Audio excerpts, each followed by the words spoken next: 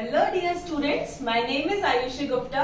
Welcome to फटाफट concept by topper. इसमें हम लोग आपको कंसेप्ट्स को बहुत ही इजी वे में समझाएंगे ताकि स्टूडेंट आपके जो छोटे छोटे से डाउट्स रहते हैं टॉपिक्स को लेके वो बहुत इजीली क्लियर हो जाए और आपके सारे कंसेप्ट्स बहुत स्ट्रांग हो जाए। स्टूडेंट्स, आपको पता है कि हमारे नेचर में टोटल कितने एलिमेंट्स प्रेजेंट है? Yes students, you are right. Total हमारे नेचर में 118 एलिमेंट्स प्रेजेंट है।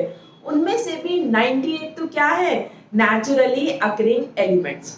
नाउ स्टूडेंट्स, हमारा एक स्ट्रगल है, हमारी एक प्रॉब्लम है। हमें सारे एलिमेंट्स की प्रॉपर्टीज को वन बाय वन करके क्या करना है? स्टडी करना है, उनको आइडेंटिफाई करना है। तो हम कैसे करेंगे? क्या आप मुझे कुछ बता सकते हैं? नहीं, हमारे लिए एक तरीके से ये इम्पॉसिबल टास्क है। हमारे जो साइंटिस्ट थे वो भी इसी पे स्ट्रगल कर रहे थे कि एलिमेंट्स तो बहुत सारे हो गए थे बट उनको स्टडी करने के लिए हमारे पास कोई क्राइटेरिया नहीं था। तो धीरे धीरे करके हमने क्या किया, इसका आउटकम निकाला। साइंटिस्ट क्या कर रहे थे? कुछ ना कुछ अपने मॉडल्स डेवलप कर रहे थे कि कोई ना कोई हमें सोल्यूशन मिल जाए जिससे हम लोग एलिमेंट्स की प्रॉपर्टीज को क्या कर पाए? क्लासिफाई कर पाए। अच्छा स्टूडेंट्स, मुझे एक चीज बताइए, अगर मैं आपको बहुत सारी चीजें एक साथ लर्न करने को दे दूं तो आप लर्न नहीं कर सकते, लेकिन अगर मैं आपको कुछ थोड़ी थोड़ी चीजें करके लर्न करने को दूं तो आप इजीली लर्न कर सकते। तो हमारे साइंटिस्ट ने भी यही आउटकम निकाला। उन्होंने क्या किया, एलिमेंट्स को थोड़े थोड़े पार्ट्स में क्या कर लिया? ऑर्गेनाइज कर लिया। उन्होंने थोड़े थोड़े पार्ट्स में उनको डिवाइड कर लिया और फिर धीरे धीरे उनको क्या करा? उनकी प्रॉपर्टीज को स्टडी किया और उसी को उन्होंने क्या नाम दिया है? Classification. Do you know what is classification? Classification is categorising elements in groups on the basis of difference and similarity in properties। उन्होंने क्या किया, जिन भी एलिमेंट की प्रॉपर्टी सिमिलर थी उनको एक ही जगह पे प्लेस कर लिया और जिनकी डिसिमिलर थी, डिफरेंट थी, उनको सेपरेट कर दिया। और इस तरीके से उन्होंने पूरे एलिमेंट्स को कैटेगराइज करा ग्रुप्स में और उन्हीं ग्रुप्स को हम रेफर करते हैं पीरियड। और दैट्स वाई जो हमारी पीरियोडिक टेबल है उसको हम बोलते हैं पीरियोडिक क्लासिफिकेशन ऑफ एलिमेंट्स। अब स्टूडेंट्स, ये हुआ कैसे? इसमें बहुत सारे साइंटिस्ट का रोल है, बहुत सारे साइंटिस्ट ने अपना कंट्रीब्यूशन दिया और फाइनली हमारी पीरियोडिक टेबल डेवलप हुई। सबसे पहले आए थे डॉबराइनर। डॉबराइनर ने ट्राइड्स फॉर्म किए। जब डॉबराइनर आए थे तो बहुत ही कम एलिमेंट्स नोन थे, तो उन्होंने तीन तीन के ग्रुप्स में एलिमेंट्स को क्या कर दिया? अरेंज। बट कुछ टाइम बाद हमने क्या देखा? डॉबराइनर के कुछ ड्रॉबैक्स आए। तो फाइनली फिर आए थे न्यूलैंड। न्यूलैंड क्या थे? Lover of music. तो उन्हें म्यूजिकल नोट्स के ऊपर अपना क्या दिया? मॉडल दिया। तो वो भी काफी अच्छा मॉडल था। पीरियोडिसिटी को भी उन्होंने क्या किया था? इंट्रोड्यूस किया था। But at the same time उनके भी क्या थे? कुछ ड्रॉबैक्स थे। जब न्यूलैंड अपना लॉ दिया, जब 56 थोड़े से एलिमेंट्स बढ़ गए थे। फिर उसके बाद बहुत टाइम बाद एक रशियन केमिस्ट आए थे, दैट इज दिमित्री मेंडलीव। उनका एक बहुत मेजर कंट्रीब्यूशन था in the formation of periodic table. उन्होंने जो क्राइटेरिया चूज किया था दैट इज केमिकल प्रॉपर्टीज। उन्होंने केमिकल प्रॉपर्टीज की स्टडी करी और हमें क्या दिया था? अपना मॉडल। वो एक बहुत सिस्टमेटिक मॉडल था। But at the same time बाद में हमने क्या देखा? मेंडलीव के भी कुछ क्या आ गए? ड्रॉबैक्स आ गए। बट मेंडलीव का जो क्लासिफिकेशन था वो हमारे लिए काफी हेल्पफुल था हमारे नेक्स्ट मॉडल को बनाने में।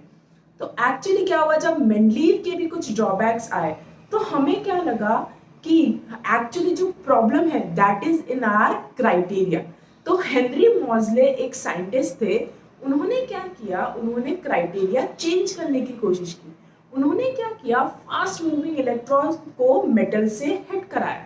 जैसे ही फास्ट मूविंग इलेक्ट्रॉन्स को मेटल्स पे हिट कराया तो उन्होंने क्या देखा? एक्सरेज जनरेट हुई।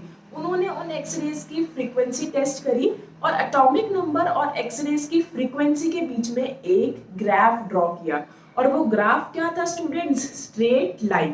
तो इससे उन्हें आइडिया लगा कि एक्चुअली जो एटॉमिक नंबर है वो हमारे लिए सही क्राइटेरिया है। इससे पहले जो साइंटिस्ट क्राइटेरिया चूज कर रहे थे दैट इज एटॉमिक मास। तो उन्होंने फाइनली अपना क्राइटेरिया चेंज करा and that is atomic number, और उसी के बेसिस पे उन्होंने अपना क्या दिया था, modern periodic law. The physical and chemical properties of elements are periodic function of their atomic number. और जैसे ही उन्होंने एटॉमिक नंबर क्राइटेरिया चूज किया तो मेंडलीव के जो सारे ड्रॉबैक्स थे वो सब सॉल्व हो गए। उन्होंने कॉज ऑफ पीरियोडिसिटी बता दिया। एक्चुअली रिपीटिशन क्यों हो रहा है, क्योंकि आफ्टर एवरी रेगुलर इंटरवल जो एलिमेंट्स है उनका इलेक्ट्रॉनिक कॉन्फ़िगरेशन क्या है स्टूडेंट्स, सेम है। तो दैट्स वाई हम लोग बोल सकते हैं कि वो पीरियोडिकली क्या कर रही है, रिपीट कर रही है। पीरियोडिक का सबसे अच्छा एग्जाम्पल पेंडुलम देखा है सबने।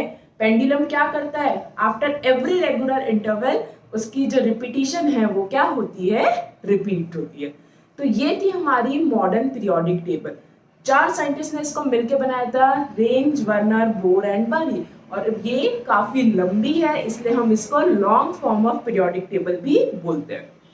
चलिए स्टूडेंट, अब हम लोग हमारी पीरियोडिक टेबल की बात करते हैं। इस पीरियोडिक टेबल की अगर हम लोग बात करें तो इसमें टोटल 18 ग्रुप्स है, दैट इज 1 to 18। ग्रुप्स बोला किसको है हमने, वर्टिकल कॉलम्स। जो वर्टिकल कॉलम्स थे उनको हमने नाम दिया है ग्रुप्स, एंड टोटल 18 ग्रुप्स थे। और अगर हम लोग बात करें पीरियड्स की तो जो हॉरिजॉन्टल रोज है उनको हमने बोला है पीरियड्स, एंड टोटल कितने पीरियड्स थे, 7।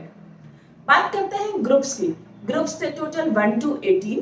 अगर हम लोग ग्रुप्स में देखें तो ग्रुप्स में क्या होता है स्टूडेंट्स, जो आउटर मोस्ट शेल का कॉन्फ़िगरेशन है, अगर हम टॉप टू बॉटम मूव कर रहे हैं तो आउटर मोस्ट शेल का जो कॉन्फ़िगरेशन है वो हमेशा क्या रहेगा, सेम। जस्ट लाइक हम लोग एग्जांपल ले सकते हैं, फ्लोरीन। फ्लोरीन में कितने इलेक्ट्रॉन्स हैं, 7। जस्ट लाइक क्लोरीन, क्लोरीन में भी कितने हैं, 7। तो आउटर मोस्ट शेल के इलेक्ट्रॉन सेम रहेंगे तो उनकी जो केमिकल प्रॉपर्टीज है वो भी हमेशा क्या रहेगी स्टूडेंट्स, सेम रहेगी। बट डिफरेंस किस में आएगा, ऊपर से नीचे आएंगे तो जो नंबर ऑफ शेल्स है वो हमेशा क्या रहेंगी, इंक्रीज होगी। उसके बाद आते हैं हम लोग स्टूडेंट्स पीरियड्स। टोटल कितने पीरियड्स हैं, 7। 1 to 7 हम उनको क्या करते हैं, डिनोट।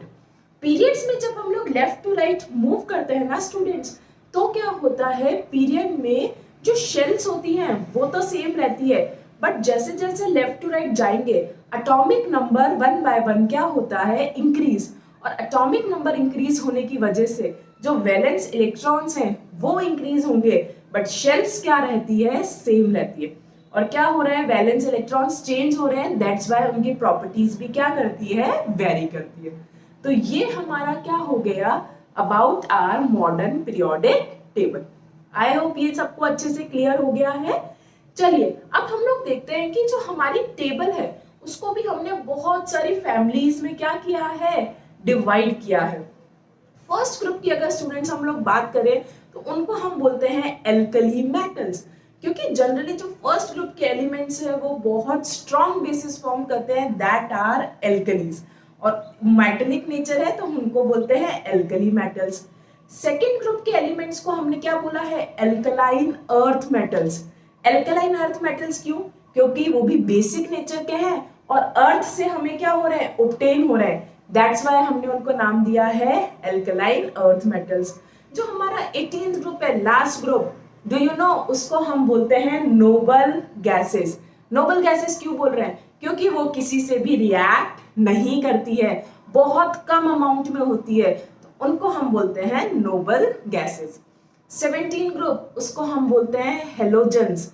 पता है हेलोजेंस क्यों बोलते हैं, क्योंकि वो मोस्टली क्या टेंडेंसी रखते हैं, सॉल्ट फॉर्मेशन की टेंडेंसी रखते हैं, तो उनको हम बोलेंगे हेलोजेंस। तो इस तरीके से जो डी ब्लॉक के एलिमेंट्स है मिडिल वाले, उनको हम बोलते हैं ट्रांजिशन मेटल्स, क्योंकि उनकी जो वैलेंसीज होती है वो हमेशा क्या होती है, वेरिएबल होती है। ऑक्सीडेशन स्टेट क्या करते हैं, वेरिएबल शो करते हैं। लास्ट के जो 2 ब्लॉक्स होते हैं उनको हम क्या बोलते हैं, लेंथेनाइड एंड एक्टिनाइड सीरीज। तो इस तरीके से ग्रुप 15 है उसको हम बोलते हैं निकोजन फैमिली। तो इस तरीके से स्टूडेंट्स ग्रुप 16 को हम बोलते हैं चाल्कोजन फैमिली। तो इस तरीके से हमारे पीरियोडिक टेबल को हमने बहुत सारी फैमिलीज में डिवाइड किया है। अब एट द सेम टाइम हमने उसको ब्लॉक्स में भी डिवाइड किया है। मेजर 4 ब्लॉक्स है student, S, P, D and F। S block की अगर बात करें तो उसमें आते हैं ग्रुप 1 एंड ग्रुप 2। उसके बाद अगर हम लोग बात करें ग्रुप 1 एंड ग्रुप 2 में क्या आते हैं, alkali metal and alkaline earth metals.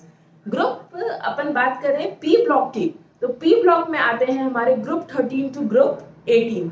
उसमें सारे क्या आते हैं आपके, आपने देखा जितने भी ये हेलोजेंस हो गए, नोबल गैसेस हो गई, चाल्कोजेंस हो गए, ये सब किस में आएंगे, हमारे group P, that is P block. उसके बाद बात करते हैं D ब्लॉक।